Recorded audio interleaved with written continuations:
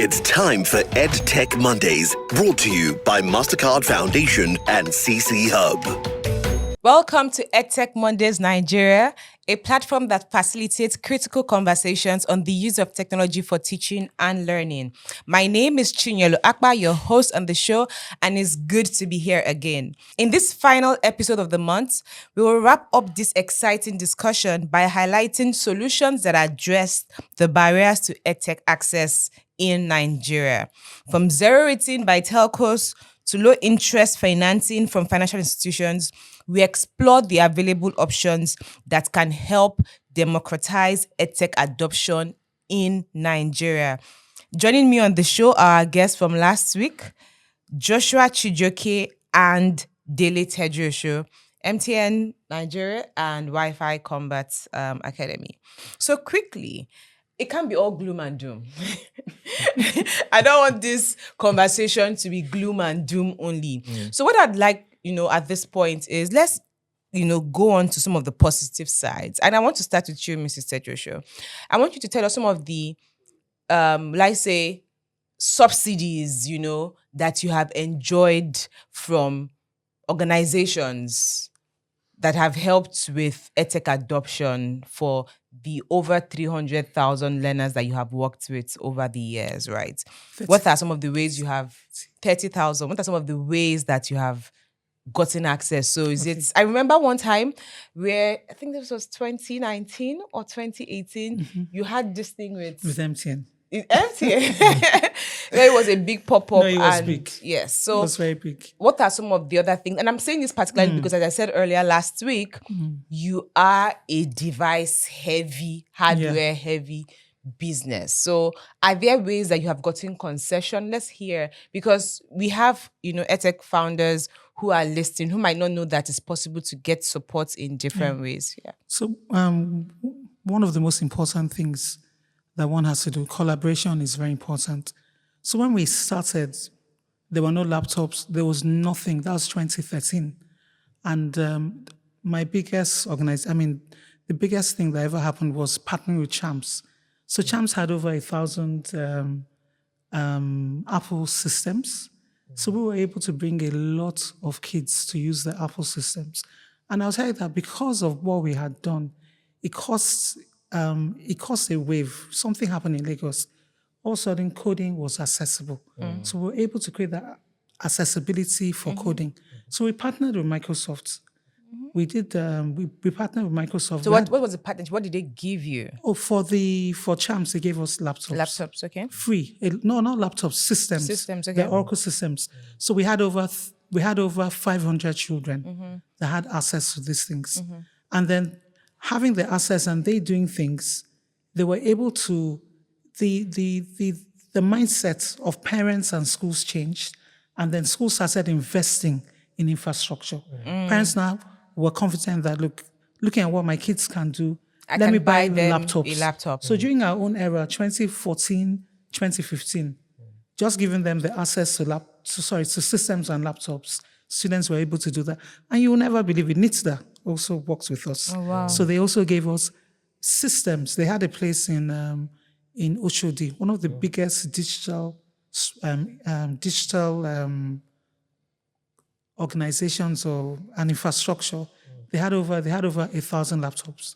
So when we did training on the island, we took about 300, and we were able to train 300 on the island and 500 on the mainland. And that brought a tipping point. Let me use that word. A tipping point where students now started learning how to make games. It was game engines.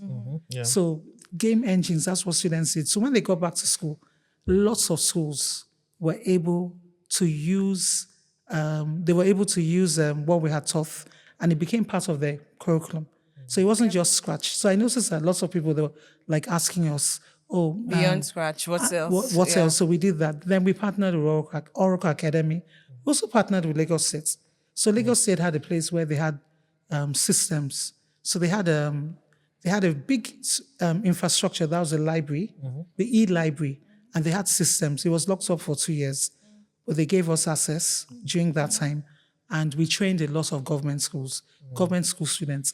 And then after that, we picked up the best students, brought them to Lagos Digital Village where there were systems, and trained them free till they entered university.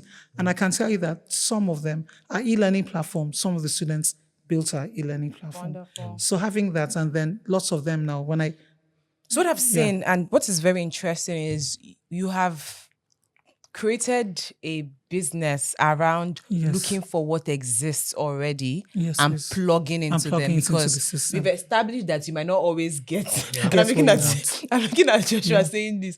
You might not always get these big corporations to give you, or maybe the money to buy to own.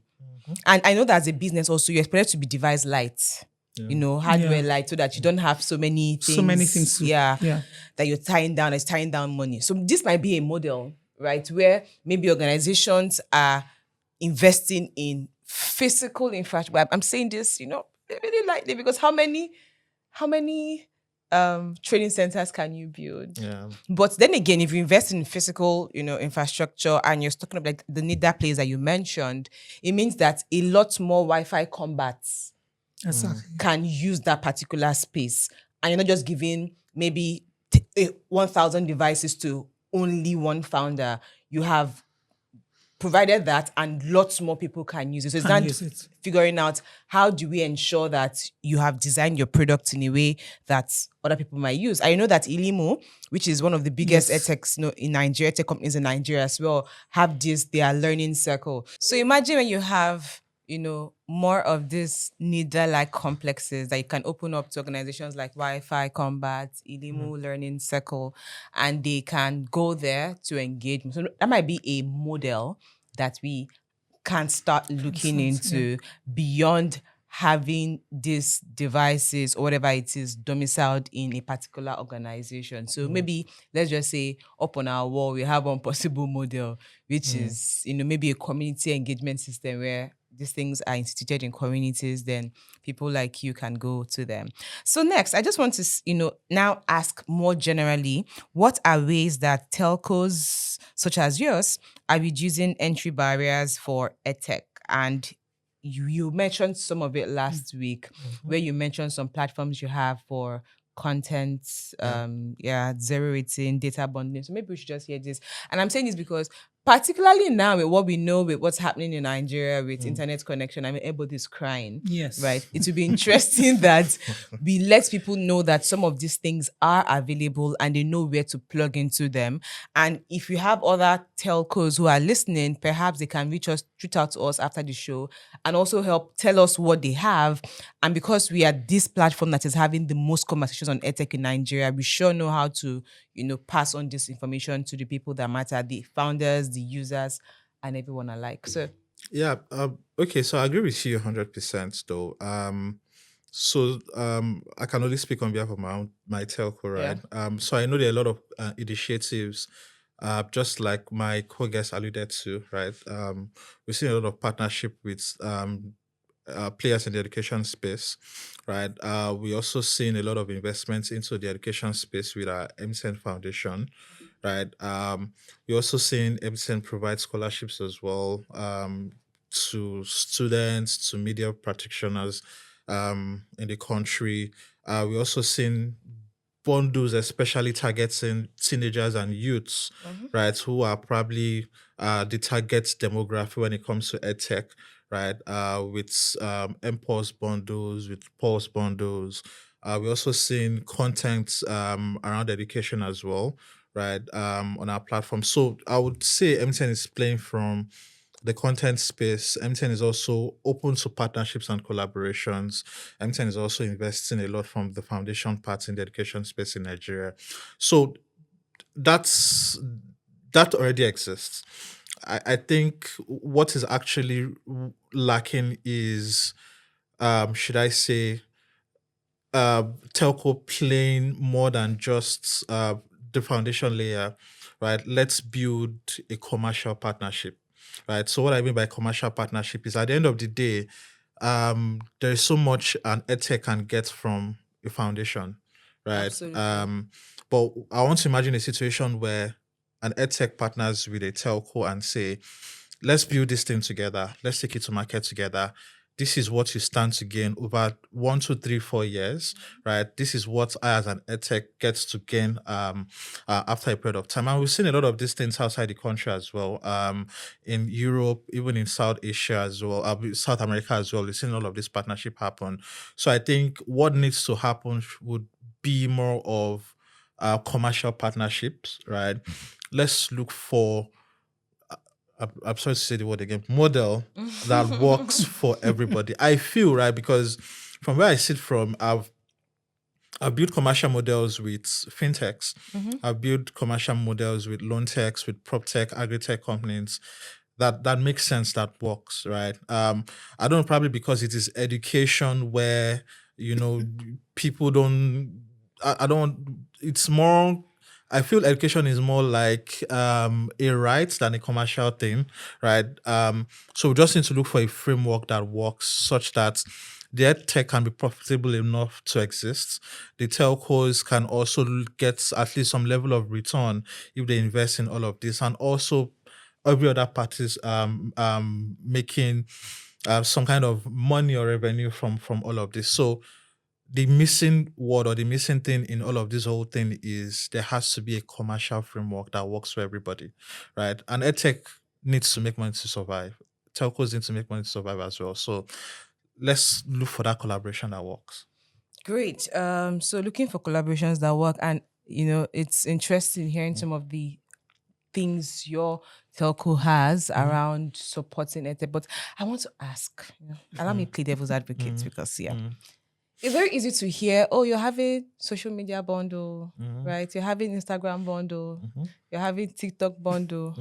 Why can we not come out and have EdTech Growth. an EdTech? Why does it have to be looped together with what you would call the entertainment bundles? Because it's still, that's what we're saying. Why are we still wrapping education Like an into education bundle. So because Mr. Joshua has said that, and you said it, and I get it, because it seems like you said education is a right, it's a government thing, it's not what you want to play in, because there's a lot of bureaucracy around it.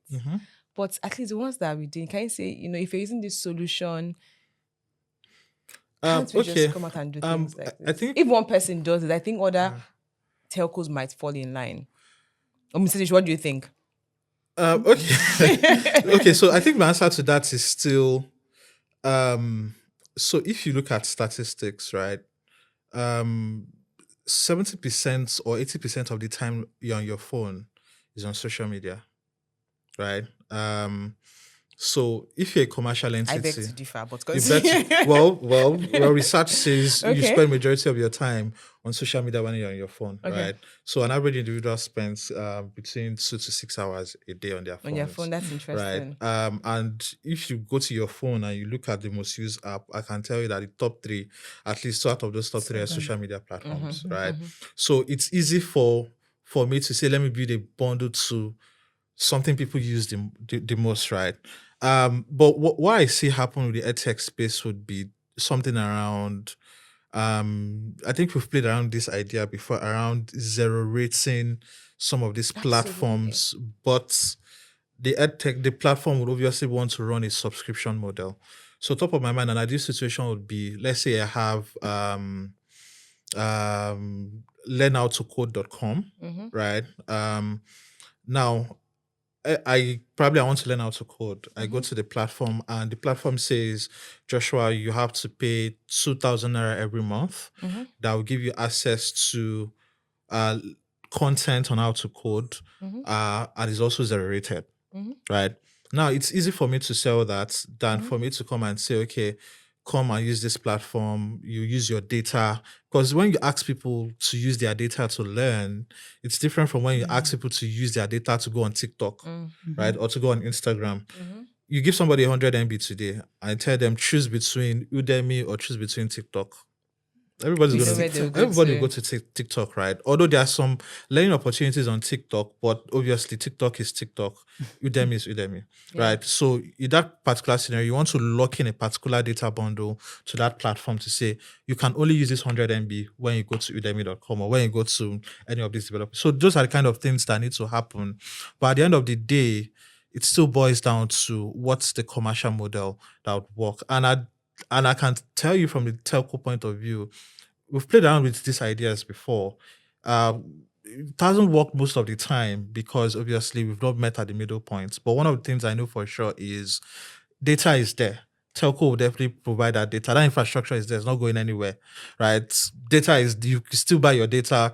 We're still investing in infrastructures, right? People still work with these telcos. OEMs are still there. We just need to know what fits between the edtech space and the telco space. All right, Mr. Yu, should you have anything to add to this? Okay, so I agree with what you said, that we must have like an educational bundle to help accelerate the growth for the edtech space. And you were talking about commercialization in order to be able to do that.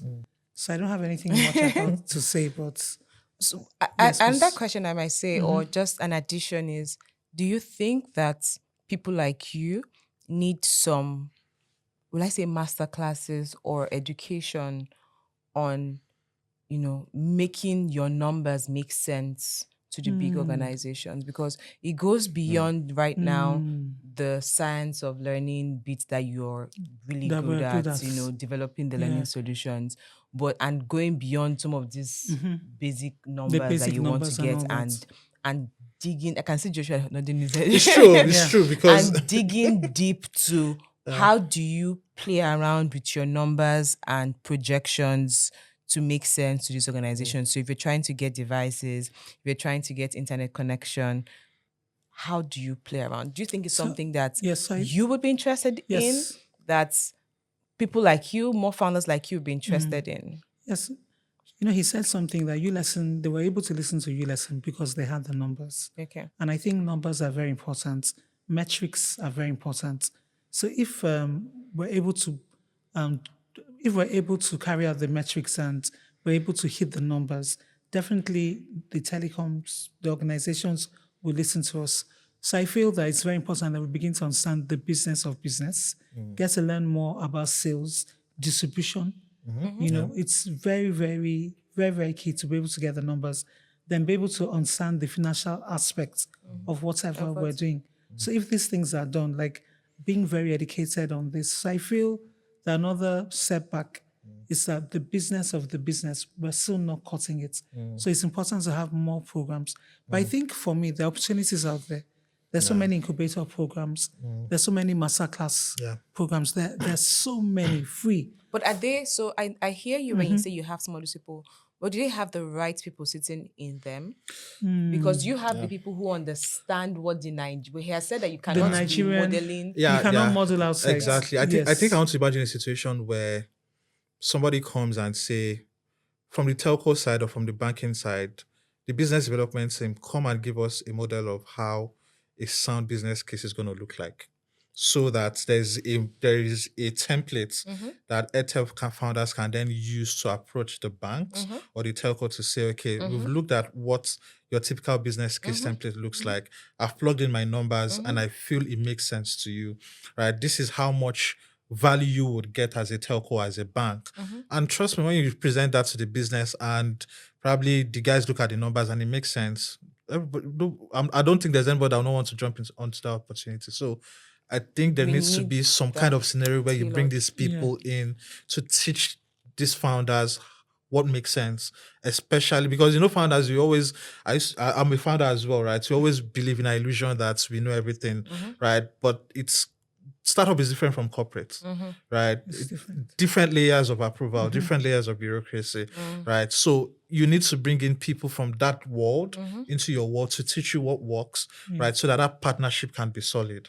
And this goes back to the ecosystem engagement that you the mentioned ecosystem. last Exactly. week, where Exactly. we have to bring in these big players and let them know first that this exists. This is a problem that exists, and we need your expertise, to sit in this think tank, to sit in this, ecosystem engagement sessions, to give their time, give maybe office hours to come up with these models, like coming up with a problem statement from the very get-go and figuring out how much time you need to sit down to convene to come up with a solution. So And that's why it talks about the engagement with universities, things like Pan-African University, Lagos Business School, even Unilag.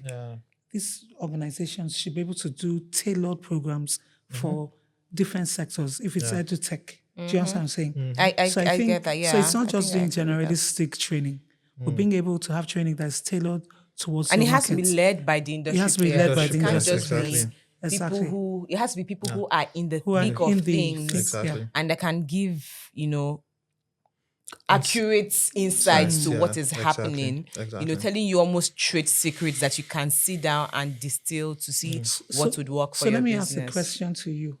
To me, Yes. So let me ask you a question to you. I'm on the hot seat. So what you're saying is correct, but how are we doing it in Nigeria? Because I notice that everybody is doing the same thing.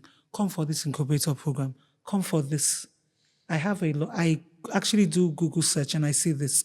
So what would be? How would you tailor proper programs for that tech sector? How can you go about it, or where do we go to in order to get proper tailored programs? That okay, within 6 months. I'm not talking about like come incubator program. It has to be different. It really has to be tailored for education. Taking your question. Yes, please. And I'm asking you, as someone, as someone who is in the thick of things as a founder, what would you? So, do you need to start speaking within yourselves? Do you need to start going and he mentioned something last week, and even if you have listened to the EdTech Mondays Nigeria show over the years, we said we run an almost silo system when it comes to EdTech in Nigeria. So do you need to start speaking to yourselves first? Yeah. So what I wanted to do, I've been thinking about it, is to bring female EdTech founders. We don't have that. Okay. We're all like, and there has to be a proper agenda. Why am I bringing these people? We want to learn. Like, let me say I had a bit of struggles for when I entered the incubator program, but just working with my female counterparts, they helped me. Oh, you need to do this, you need to do that. So I just felt an urge that let's come together. We're not coming together. We're not talking about experiences. We're not talking about experiences that we're going through or the challenges that we're facing. So I think coming together, not coming together to gossip, but being able to come and then we learn. It's more about learning and relearning. Yeah, I think that's what's missing in the XX space. I think I mentioned it last week as well. There's no association. Everybody seems to work in silos, especially in the tech space, right? And to me, there's really no differential in the tech space, right? Because it's either you're building a learning management solution or you're building education content, right? And the thing with knowledge that you're passing is it's everywhere. Right. I want to learn how to code JavaScript today. I can go to YouTube. It's just everywhere. Right. The only difference is tailoring that to our own environment.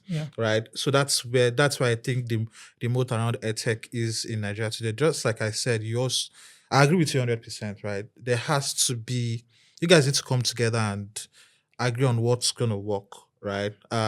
Because right now, you're talking about YouTube. There's YouTube bundle which could actually play in either the entertainment or education, because when people go to YouTube, some go to YouTube to learn, right? Some go to YouTube to watch videos as well, though. So it depends, right? So access to knowledge is there. You just need to know what works for this environment.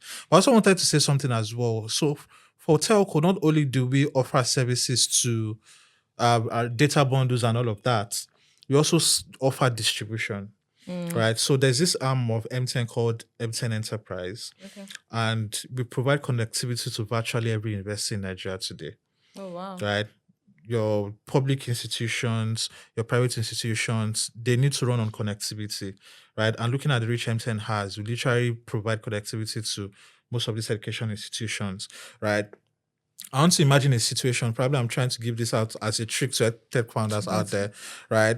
We did an initiative with somebody around providing free Wi-Fi to one of the federal universities in Nigeria, such that we were able to, although the business case the margin wasn't that much in the business case, but we liked the idea, right? Where students can get access to free Wi-Fi, to education content, probably after they do certain activities, right? It is from that certain activities we get our money back though. But what I'm trying to say is telco not only provide data, we also provide distribution. So I want to imagine a situation where you come to me, you have a value proposition for probably the education space, right? And it makes commercial sense. And probably it is targeting universities in Nigeria. If you come to me and you say, okay, for this particular university, MTN stands to gain like, let's say, 10 billion naira annually. Trust me, I can give you access to virtually all of the universities in Nigeria because we provide connectivity to them. So what we'll then do is we'll bundle what we have, maybe connectivity plus learning management solution, connectivity plus EdTech payment and all of that though. So apart from data, we also provide distribution and access as well today. Yeah. So let me go back to the question I asked last week. How do people know, people like, you said you should know that these things exist? Okay, so because it's still getting your foot into the door. Then you now start hearing that this exists, you can plug in here. Yeah, I agree with you. So one of the things we did 2 years ago was we felt that as a telco, we're more focused on the big players, right? And we saw an emerging trend in the startup space. So now startup encompass the EdTech, FinTech, and all of that. So one of the initiatives we did in-house was to build a startup community, right? And we also did events around tech related events. We did some sponsorships with tech related events. For instance, last year we collaborated with African Tech Expo, right? We also did some things with I personally did some things with some other startup accelerator programs, personally, not as MTN though. And one of the things one of the things we achieved last year was to grow the startup community where you had the startup founders in that group, you had the relevant stakeholders in MTN in that group, and we were able to derive outcomes like co-creation, right? In case MTN probably wants to launch a product or a service, you had those startup founders, especially when it is enterprise based. We had conversations with them. We had co-creation sessions. You had founders that probably had some ideas and they probably want to test it out. We also had founders send proposals to us, right? I think I got last year close to 20 proposals, right? And it led me to what I said earlier. When you see most of the proposals this founder sends, right? I'm a commercial person, right?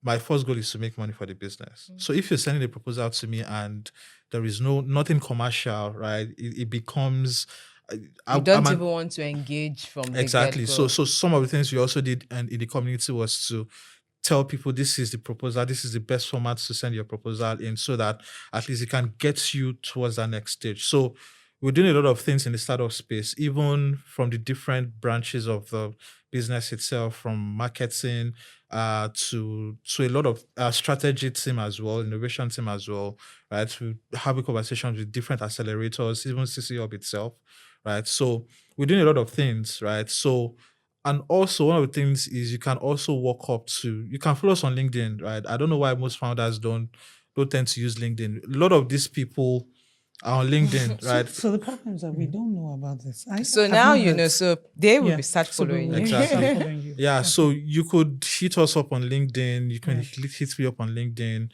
right? I can drop you my email address, right, so where you can reach out to us. And also, yeah, so we're open to a lot of these things. So all I can tell you for sure that there's a department in MTN today that looks at all of these proposals. Great. If it makes sense, we'll get back to you. If it doesn't make sense, so now the They will goal get back to is you what soon. can CC Hub or what can MasterCard Foundation do to make sure that the proposal they are sending makes sense. Makes sense. Great. Yeah.